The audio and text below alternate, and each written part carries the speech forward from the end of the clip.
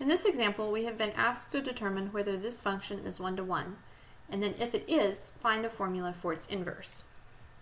There's two ways to determine if a function is one-to-one that we've learned, and that is you can either graph it or you can do it algebraically. In this case, I'm going to choose to graph. We can see here that this is a basic function x cubed, which is cubic, and then it's been shifted down 5 units. So the y-intercept would be -5, and then the basic shape is up on the right and then down to the left of the y-intercept. We can see that if we draw any horizontal line through that function, it would cross only once, and so f of x is one-to-one. The reason that they ask you to determine if it is one-to-one is that we want the inverse to always be a function. And so if the original is one-to-one, then we are guaranteed that its inverse is a function as well. To find the inverse, here are the steps that we need to do.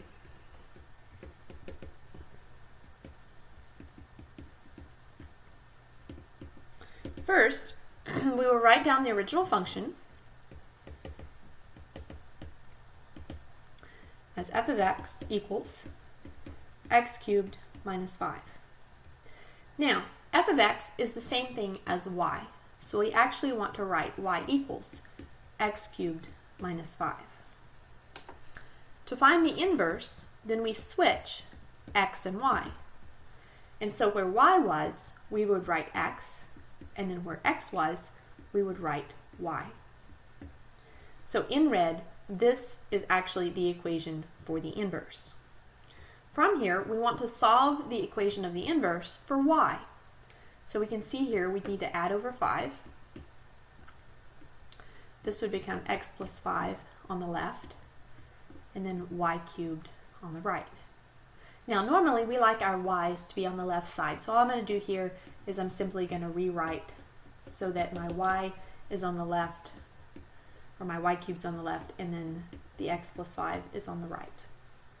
Now, to be able to get rid of the cube that's on the y, I would need to take the cube root of both sides. Remember, if you're taking an odd root, you do not need a plus and minus sign in front of the root on the right side. The cube root would cancel the cube power, and so we'd have y equals the cube root of x plus 5. Now, this is not the same as the original equation that I had. I had y equals x cubed minus 5. And then down here I have y equals cube root of x plus 5. So what I need to do to basically express that this is the inverse is to substitute the notation f inverse of x where y is. The x to the -1 notation means inverse. It's really not f to the -1 power, but that -1 basically indicates that this is the inverse of the function f. So here's the equation for our inverse.